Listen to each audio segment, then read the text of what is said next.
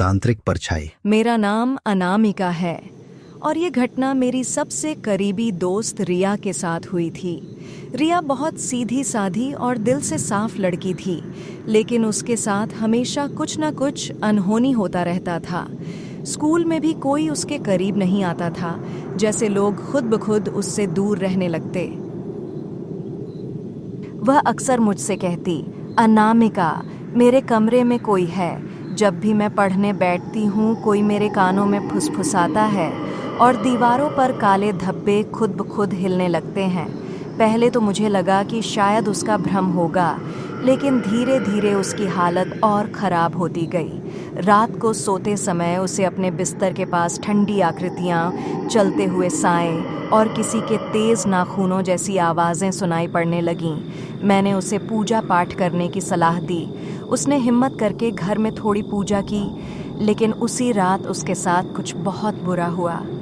अगली सुबह जब मैं उससे मिलने गई तो उसकी कलाई पर गहरी खरोंच थी। मैं घबरा गई। रिया, ये चोट कैसे लगी?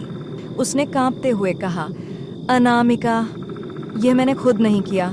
मेरे हाथ किसी और के कंट्रोल में चले गए थे, जैसे कोई मुझे मजबूर कर रहा था कि मैं खुद को चोट पहुंचाऊं।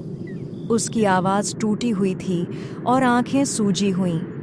जब उसकी मम्मी को यह सब पता चला तो उन्होंने तुरंत एक पुराने जाने माने ओझा को बुलाया।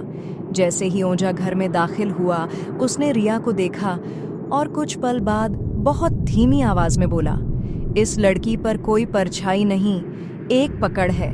किसी नज़दीकी ने इस पर नज़र और नफरत से बना तांत्रिक बंधन डाल रखा है। जांच के बाद पता चला कि रिया की बुआ उसे किसी वजह से पसंद नहीं करती थीं और उन्होंने गुप्त रूप से काला जादू करवाया था। ओझा ने तुरंत पूजा शुरू की। घंटी, मंत्र, धुआं और जैसे जैसे मंत्र तेज होते गए, रिया का शरीर अनियंत्रित सा कांपने लगा। कमरे के कोनों में जैसे कोई काला साया मरोड़ खा रहा हो। आखिरी मंत्र के बाद अचानक सब शांत हो गया। ओझा ने कहा, पकड़ टूट गई है, अब यह धीरे धीरे ठीक हो जाएगी। उस दिन के बाद रिया की हालत सच में बेहतर होने लगी, लेकिन ओझा जाते जाते बस एक बात कहकर गया, यह सिर्फ पहली परत थी। जो पकड़ दीच इस पर थी, उसका असली रूप अभी सामने नहीं आया।